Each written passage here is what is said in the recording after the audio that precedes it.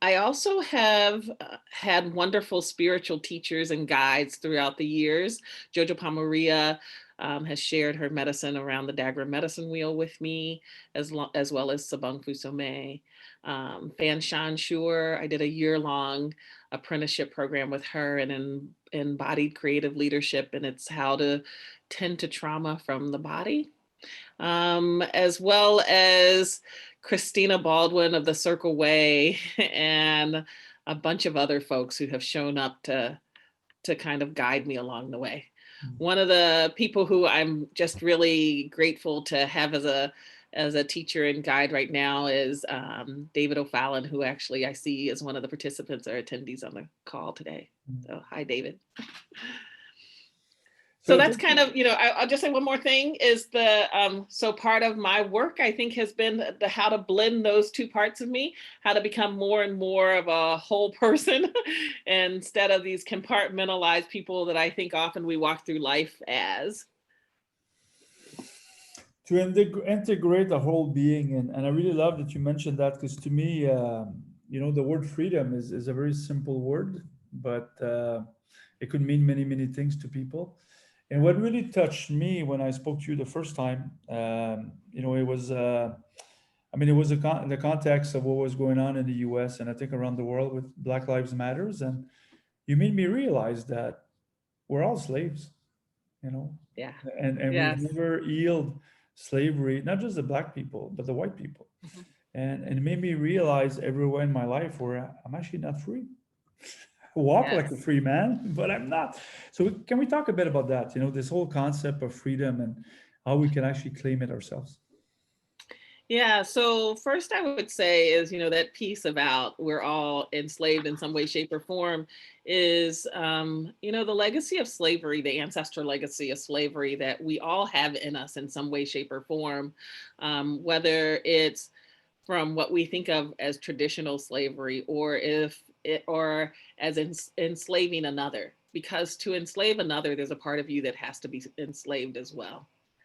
And, I think one of the things, if you think about slavery as an archetype, then the shadow side of the archetype of slavery is being a slave to a person, a thing, or even an idea. But the light side of the slave archetype is being a slave to the divine spirit within. It actually teaches us self-mastery. It's how we find our freedom. Mm. So we also explored, you and I, the concept of sovereignty, because when we spoke, I told you I kind of had moved up intuitively to sovereignty, that I only kneel down to one person, and I call it God, I call it the divine, but not in front of any other man or woman, unless I ask someone to marry me. but I'm already married, so that's not gonna happen. So can we talk about that as well? What does it mean? Because what you just said is to be slave to a greater entity. That means we also are being used and are being in service. So can we talk a bit about sovereignty? What does it mean for you? For me, I think it means choice at the core of it. Mm. It's that so often when I don't think we can talk about slavery without talking about power.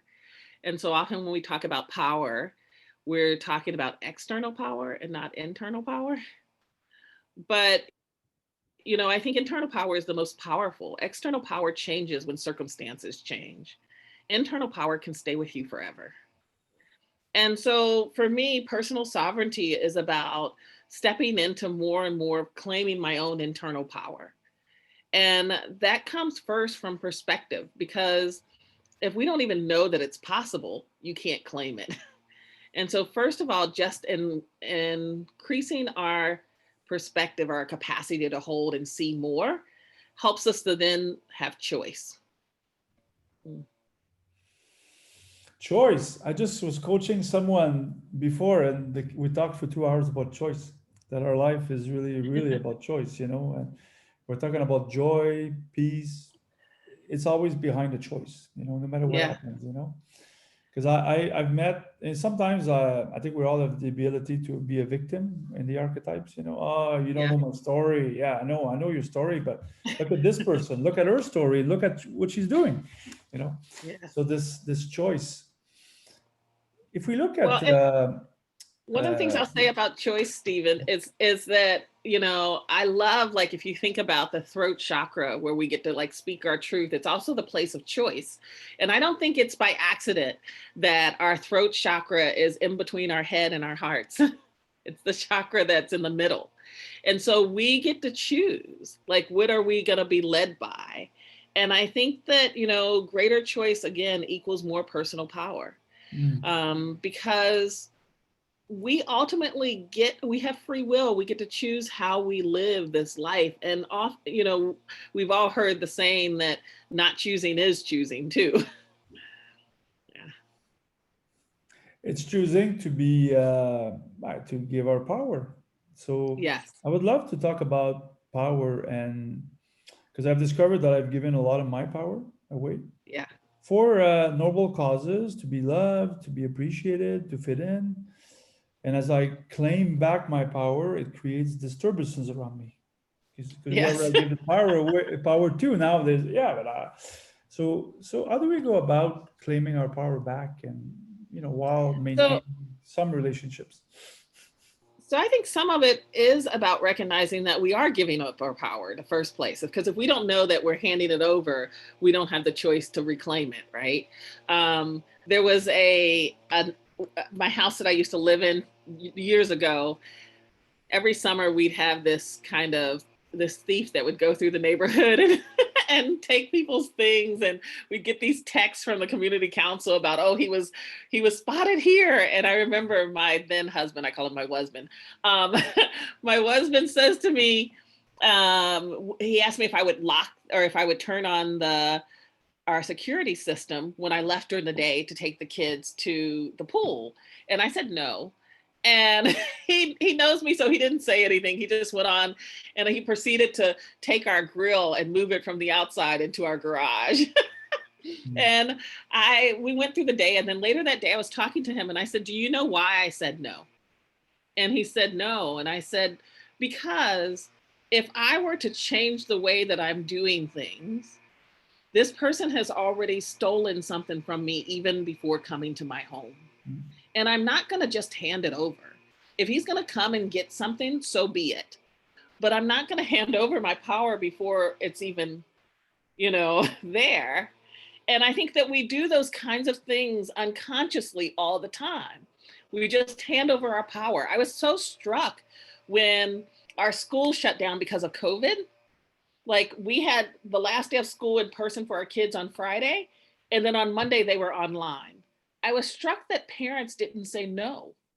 Parents didn't say, no, you're going to at least give my child a day, at least 24 hours to just grieve, not being face to face with their peers. And if we can't even stop and slow down and take time for our young people, then we're not doing it for ourselves. This is my big realization. Canada is different than the US, but it's far from perfect. And right now, there's too many people just obeying orders. I think being manipulated by the media to believe one way, the other way, and just a bunch of people believing dogmas. And I think we've even seen on social media, I don't want to create controversy, but some people believing something else and being taken off the platform. So I think what I realized talking to you is my freedom is inside me first, and Yes. you and I talked this week about Mandela, which is someone I admire amongst many people. And I think he chose to be free, just like Viktor Frankl, while he was being imprisoned.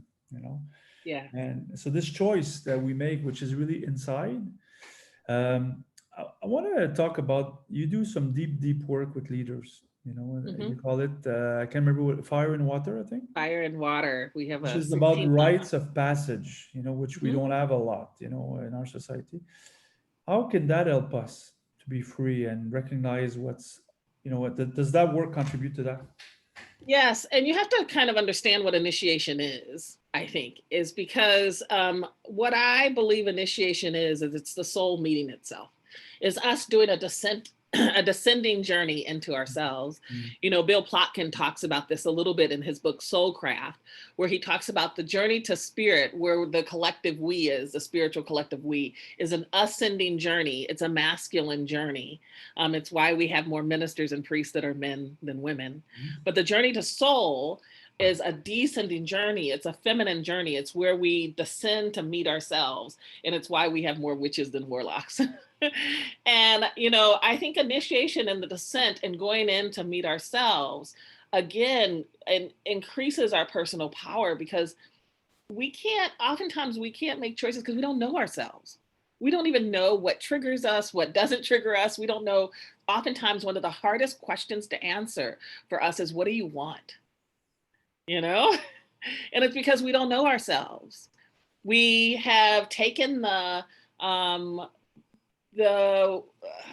I guess giving over our power and taking the lead from other people. So we live who we think we're supposed to be.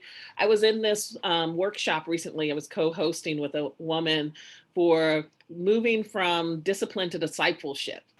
And one of the women in this workshop said, and it just so touched me.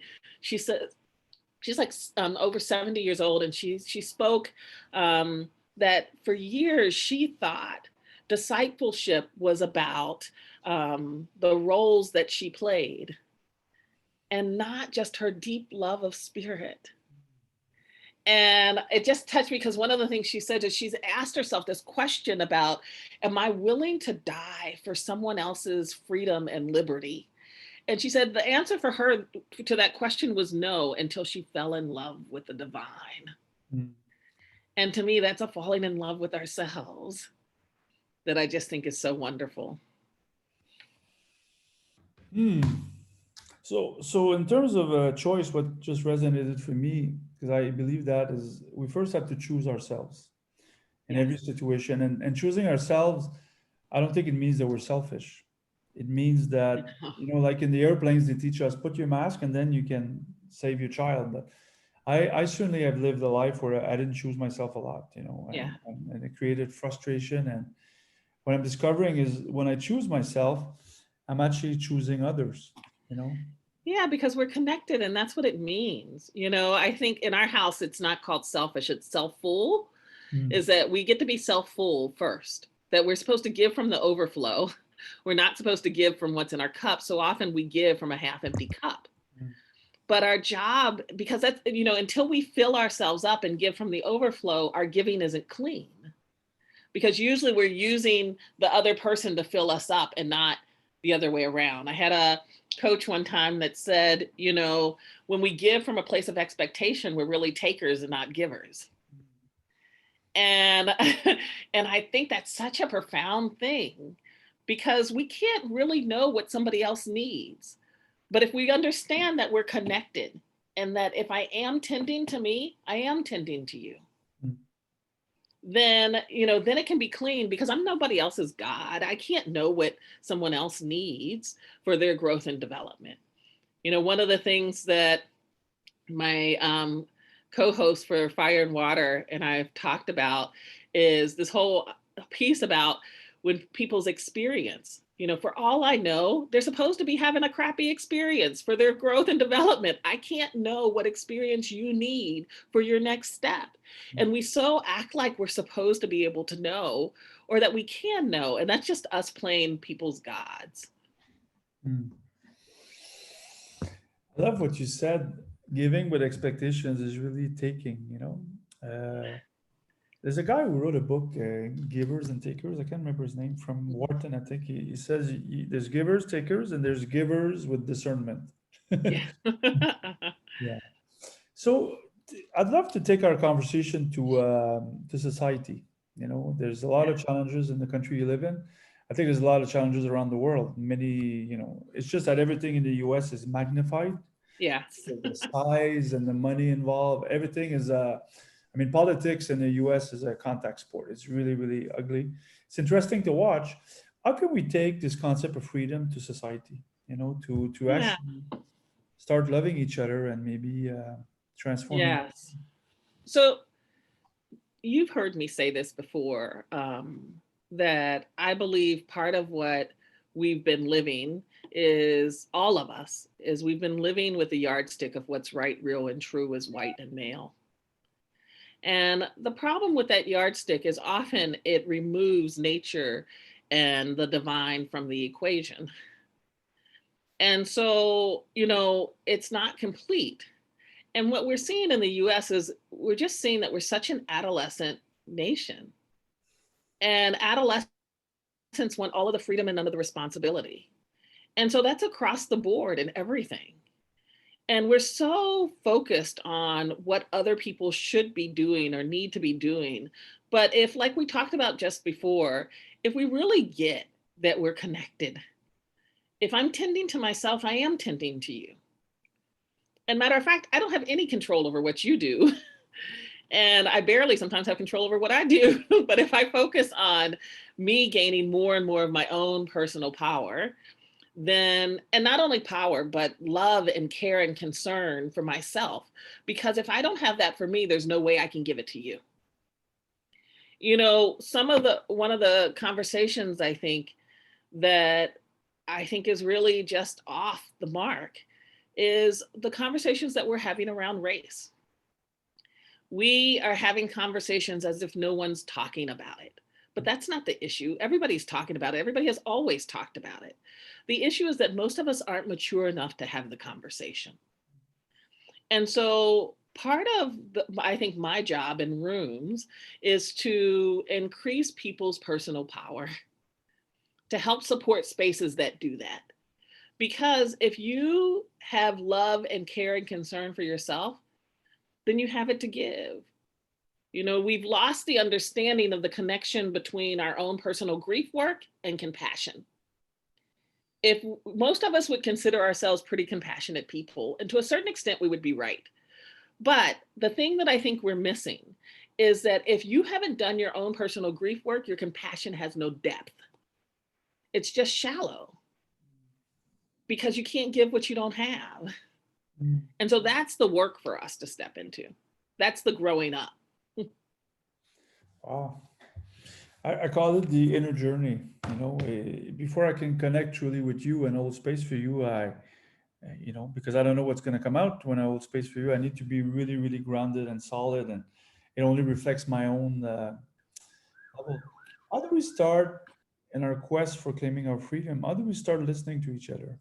And because really, I mean, claiming my freedom doesn't mean that I'm the king of the hill and I don't listen to anyone. The opposite, is I actually I can only be free if you're free. That's just my, I mean, my naive way of expressing my freedom. I'm not free until everyone's free. But how do we start listening to each other? Well, I think first, again, I will bring it back to the self. We have to really get that we matter. Mm. Because if I get that I matter, then I can get that you matter. And, so often in this Eurocentric model that we use, where we want to have schedules and timelines and all kinds of things that we think we can predict what's supposed to happen, doesn't take into account the people who show up and where they show up from in the room.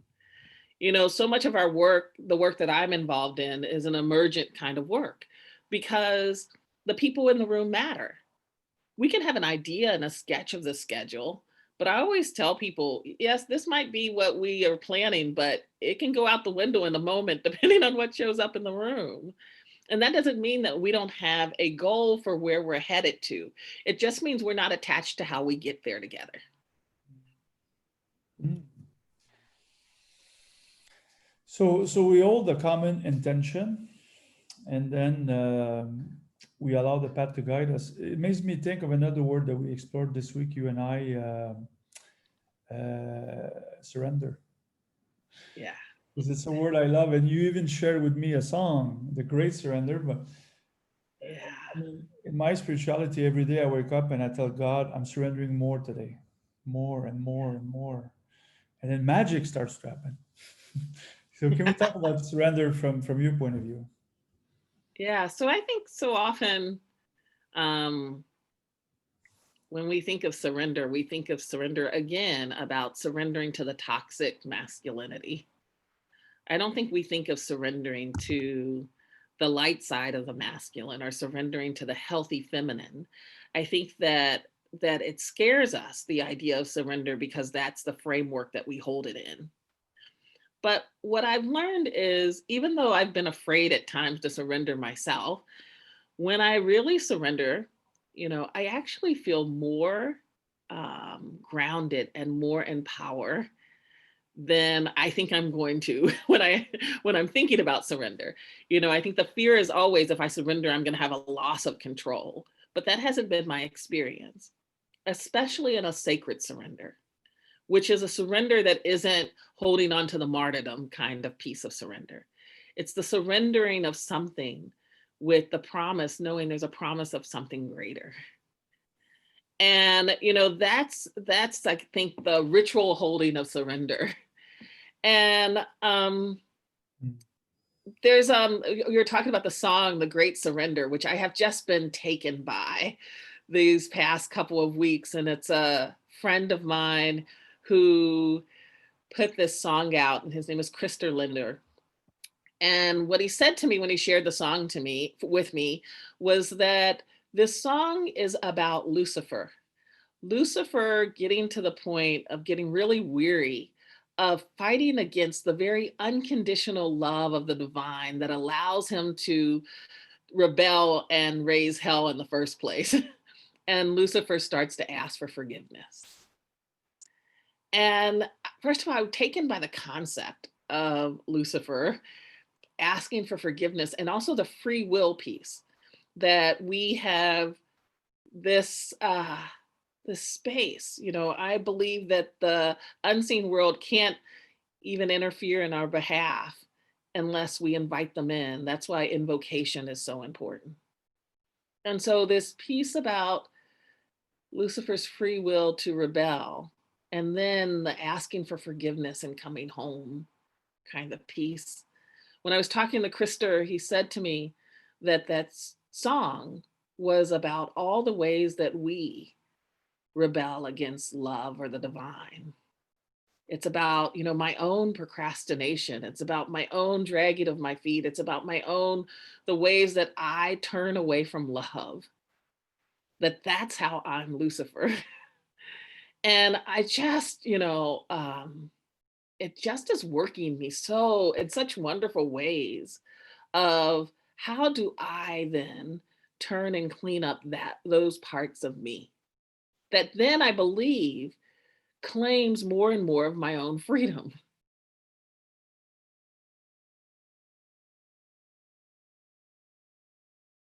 I can't hear you. In a way, it's a resistance to life as it's presented to us.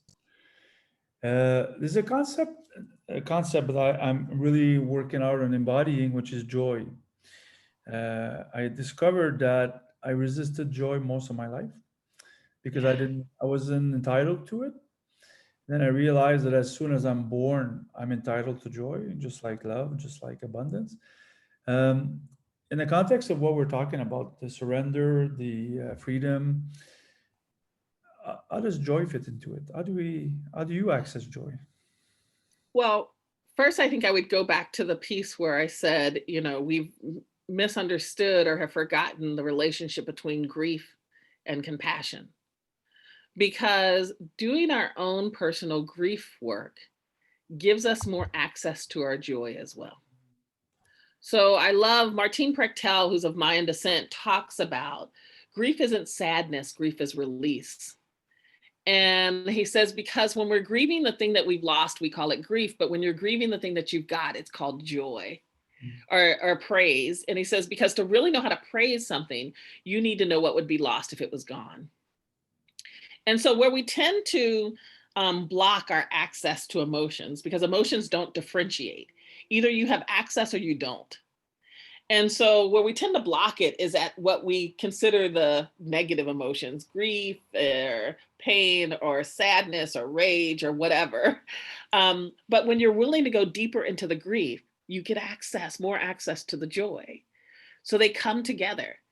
And so, you know, my coaching clients have learned that like they start crying often and I start smiling and getting all happy because I know that it doesn't come by itself, you know, that you're actually getting more and more access. And that's just exciting to me. I love it because as I find, as we open our hearts to feel, we feel the sadness and the grief, but we also feel the joy. And if we numb ourselves because we don't want to feel the sadness and the grief, then we numb the joy and the love. And And go ahead. I was going to say, and often what happens is if we access the grief, immediately after joy rushes in. Yeah. You know, you have that experience of like being sad or crying, and then the next moment it's like shoo, there's space and there's room for it. You know? No, I feel it. There's a friend and I, we came up with the concept of make up joy. You know, we when there's something in the relationship that wants to be worked on, if we actually lean into it, at some point, explosion of joy. But it Yes. was just there, but we needed to unblock the channel. I Yeah. love it. I love it. Yeah. Um, And we often think that grief requires suffering. yeah.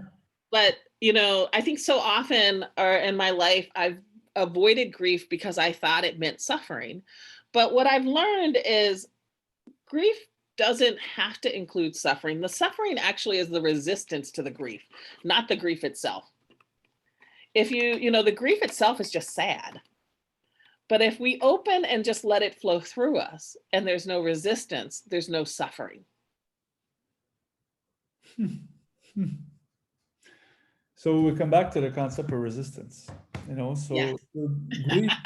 Yeah. No, but grief is an emotion that wants to be processed, you know, and if we don't process it, eventually it goes into anger and all this stuff. And you know what, my mom died when I was 25, so 28 years ago. I was a young man, so I didn't know how to manage. And then losing a mom is very important for a man.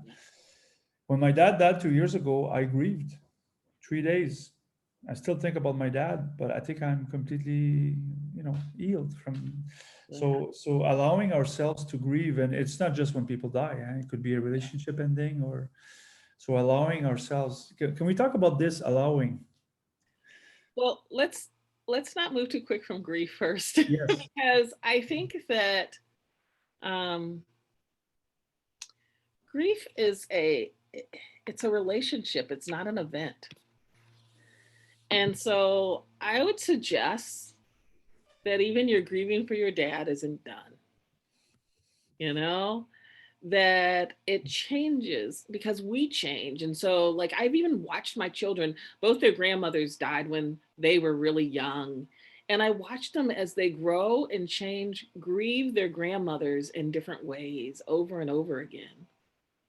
So, like Jacob, who just went away to college for the first time this past year, one of the things that he, right before he was leaving, the week before, he started missing his grandmother.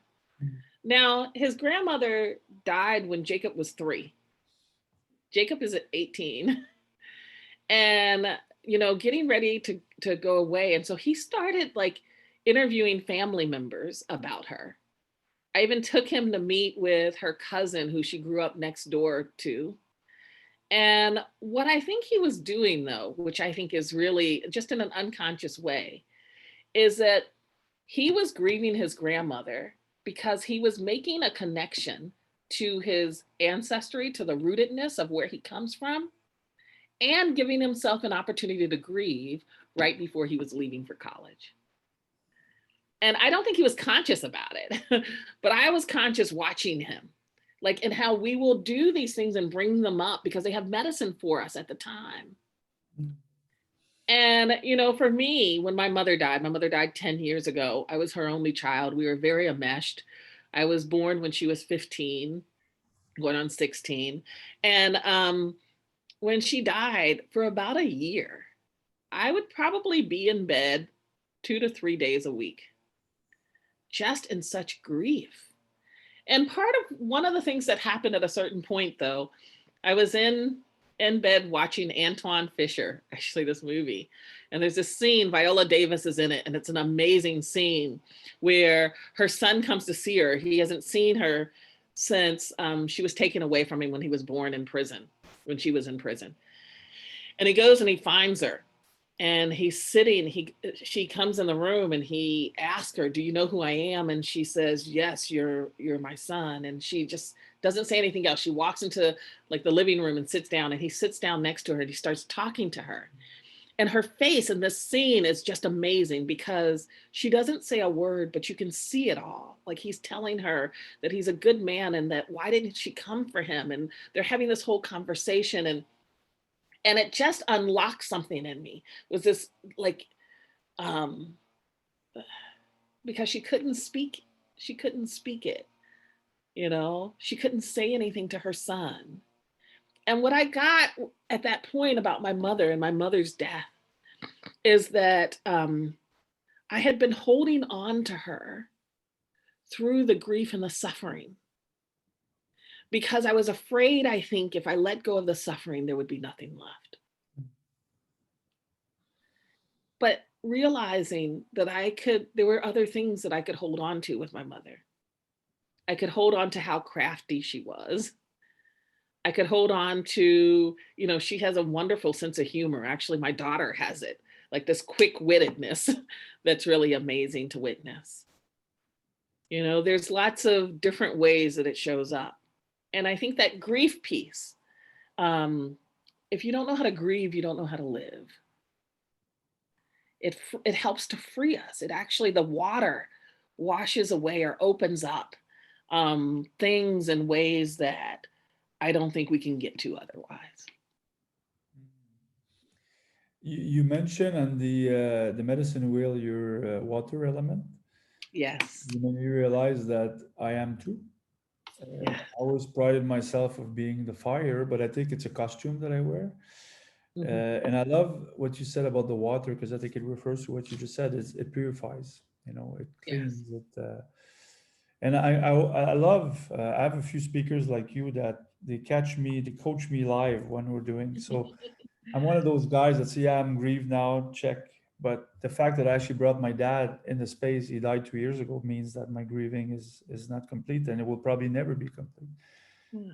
But I love what you just said, though, to transform my relationship with the grief, because I do miss him, is to choose not to be worried that he's dead, but to celebrate the wisdom and whatever, you know, all the stuff that he transferred me. So, And it's, you know, I think if we believe, because we all believe different things, but if we have a belief that we are spiritual beings having a human experience and not the other way around, that we're human beings that sometimes have spiritual ones, then it changes everything. Because if we are spiritual beings having a human experience, then my relationship doesn't end with my mother when she dies, you know, and that relationship has all kinds of stuff in it still.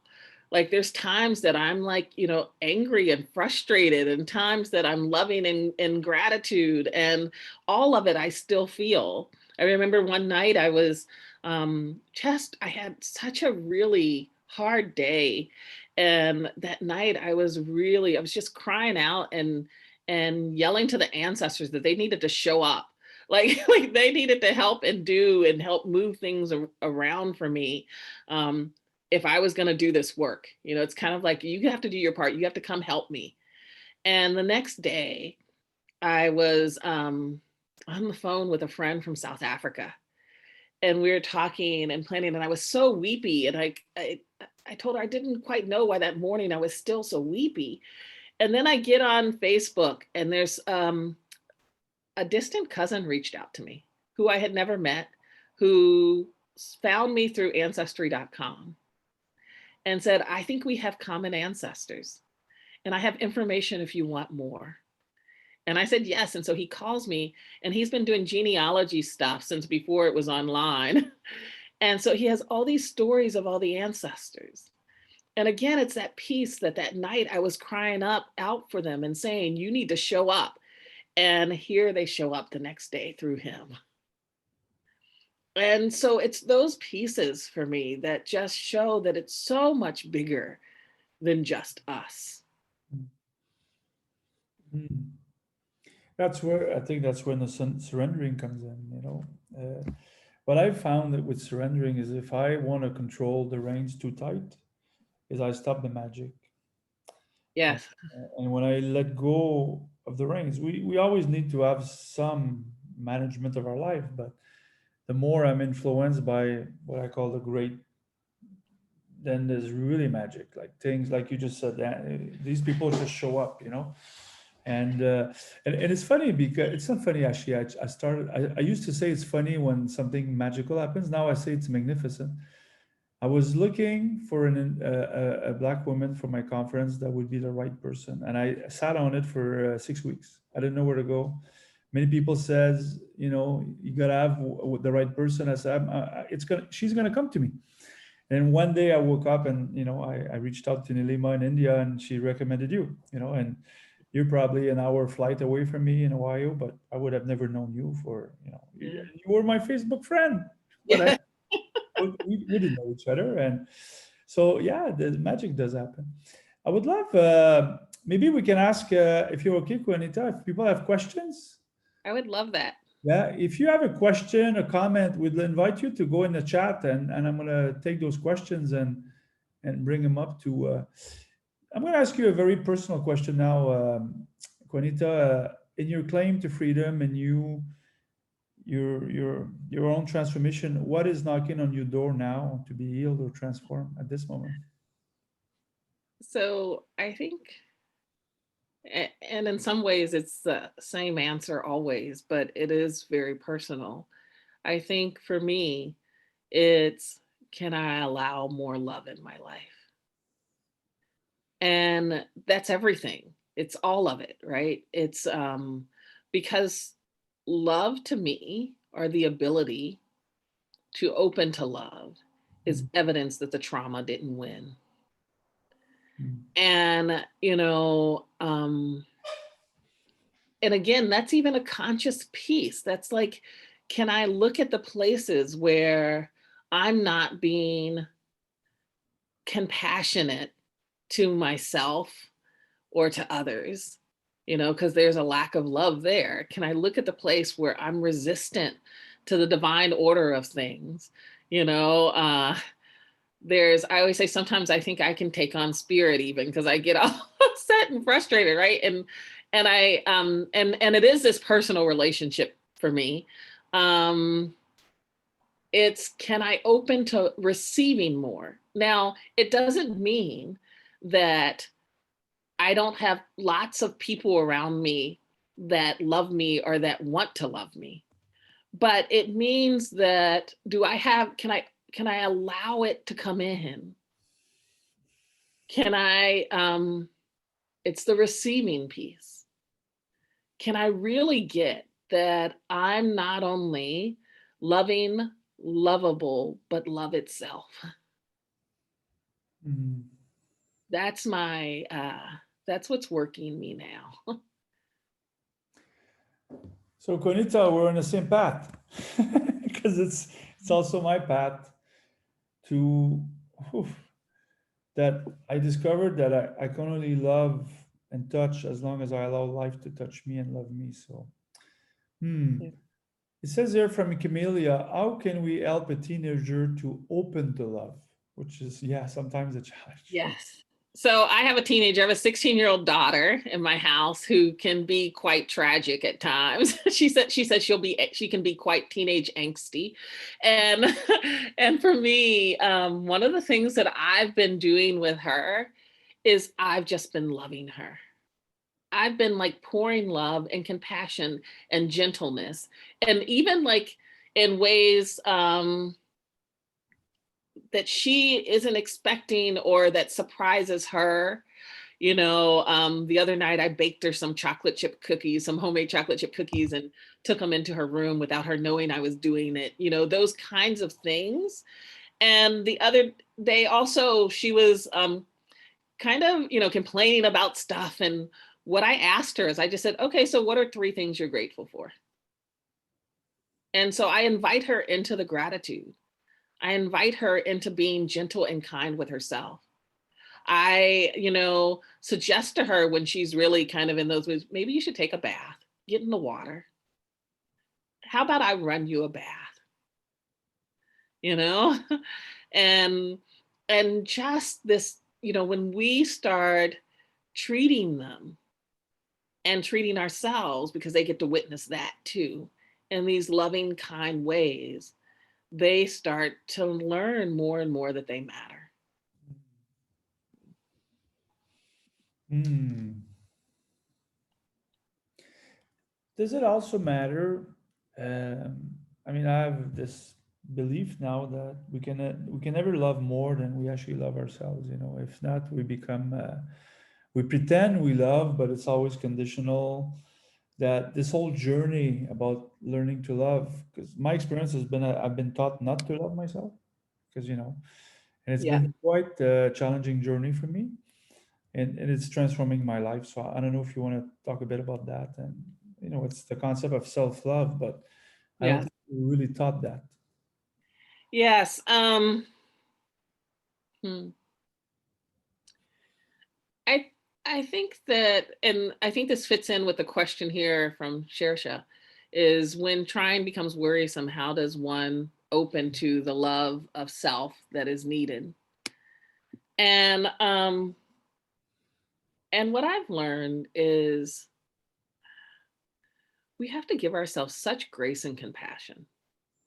Mm, I was recently feeling like I was in the in between space, like I wasn't quite where I used to be, and I'm not quite where I'm going. And so it feels floaty. I'm like in the center, and the tendency is to grab a hold of what we know, to like anchor ourselves. Um, but actually, what it's called for is just the opposite. mm, You know, can I pour love and compassion over myself in those moments and of others? Can I allow myself the grace of even being exhausted and weary, and knowing that I won't stay there? Can I can I surround myself with things that are life-giving and life affirming? Can I say no to things that aren't? I just left a board of an organization that it just wasn't life giving and life affirming. And I just was clear. I'm not fighting with anybody. Years ago, I made a commitment to follow the ease, to follow the flow. And so I look for those things, because then those start to fill up my cup. And then I have more to give in the overflow. mm, Yeah. Mm. mm. Hmm. There's no other question here, so yeah. So thank you. Hmm. There's one, is Yeah. that a Go ahead. question or someone posted in the question and answer session? Okay. Let me just go for that one. Okay. I lost joy many years ago. Suffered. Tell me, please, what I have to do to be filled with joy. Hmm. And she says that you are so beautiful. Oh, thank you. Mhm. I I think, again, it seems counterintuitive, but it's the grief. To be filled with joy, we have to be willing to allow ourselves to grieve. And not only to grieve, let me say this, because I think this is an important piece, is, in this Eurocentric culture, we think we can grieve alone, but grief requires community. Because what will happen is we'll never really go to the bottom of our grief if we don't have someone holding space for us, because we're all afraid we'll drown in it. So what we do is we go into the grief, and when we think we can do it by ourselves, we go almost to the bottom, but not quite, and then we come back out. But the problem with that is when you don't go all the way to the bottom of the grief, you don't get access to the gift of the wound of your experience. And so we need people that can hold space for us so that we can go all the way through our grief and come out on the other side where the gifts are. Mm. My dear friend Eric Newton, which I think you've met, Quanita, who Yes. I introduced to him sometimes some special people, and he really, Yeah. really he's asking if you give from question mark, you are a Yeah. taker. What is it? What is it again? If you give from a place of expectation, you're really a taker, not a giver. Yeah, yeah, yeah, yeah. you know? And so this expectation of whatever, expectation that, you know, even in speaking, so oftentimes I'll get coaching clients who come and they'll be struggling, you know, struggling with a parent or struggling with someone, and they'll say, you know, I know you're going to tell me that I need to write a letter or contact this person and have a conversation. And I said, actually, no, that's the last thing I'm going to tell you to do. Because at this moment, it can only be about them. And so if you go into the conversation, even though you might use all the right words and it might sound all pretty, the energetic underneath it is still a taking energy. It's still an expectation of how you think they're supposed to respond.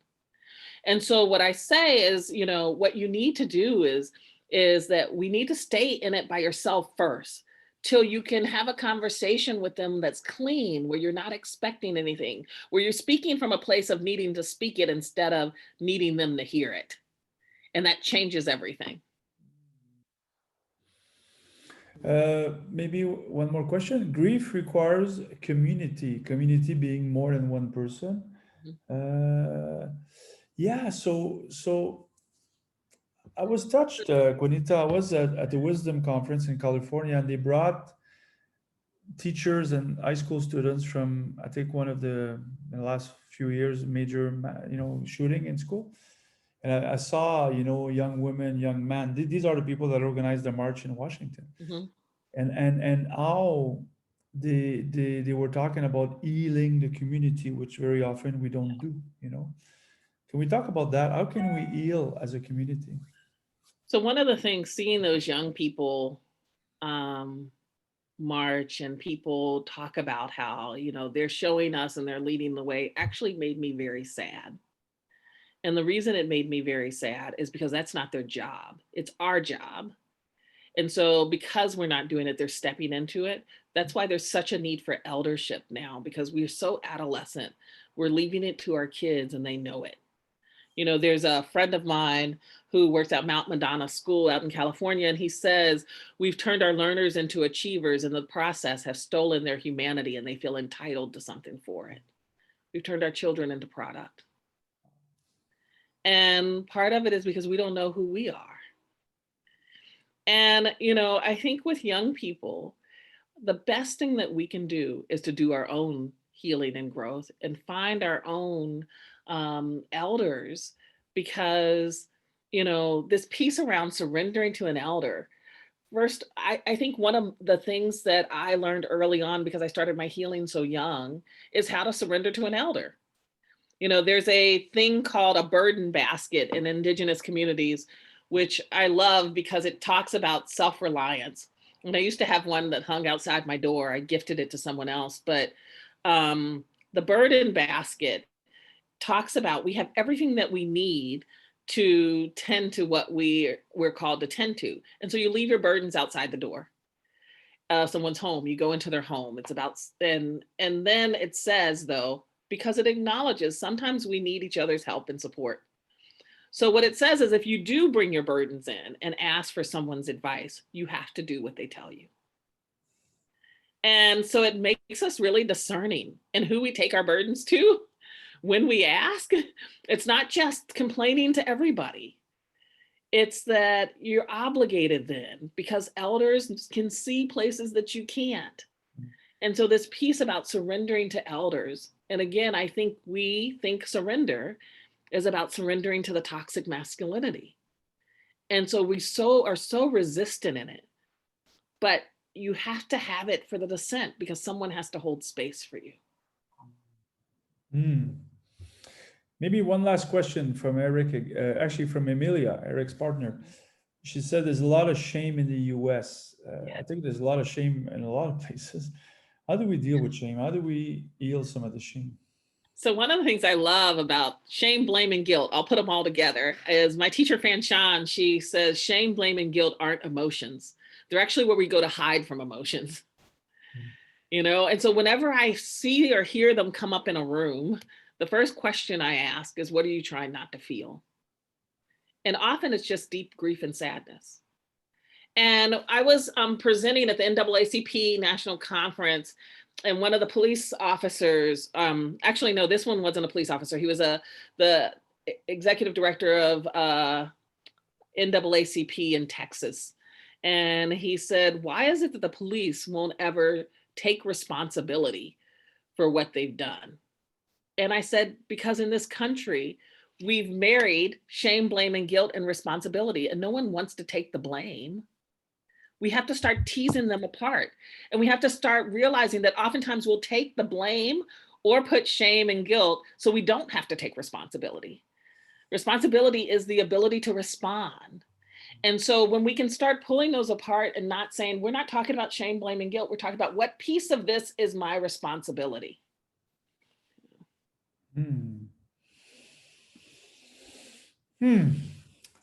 Quanita, thank you. My heart is so full, so Thank much you. wisdom, and so much for me to work on. Really, All of us. yeah, I really, really welcome your presence with us, and thank you for sharing your wisdom. Thank you so much. Thank you. And I thank everybody who, signed on and called in to listen. And Stephen for inviting me. What a gift. Beautiful. Let's just allow ourselves. One of my favorite poet is Rumi, and he does talk a lot about love. So let's allow ourselves to be invaded by love. To allow all the love that's already present to really invade our bodies and our souls and our hearts. I think we'll have great progress in healing our society. And one of the things you mentioned this quote the other day, Stephen, when we talked, and I just wanted to speak it into this space. Power without love is reckless and abusive, and love without power is sentimental and anemic. Power at its best is love implementing the demands of justice, and justice at its best is power correcting everything that stands against love. By Martin Luther King Jr. So much wisdom. I use this in my quotes all the time. Thank you so much. Thank you, everyone. Yeah. Thank you for your time. Thank you. Much love. Thank you.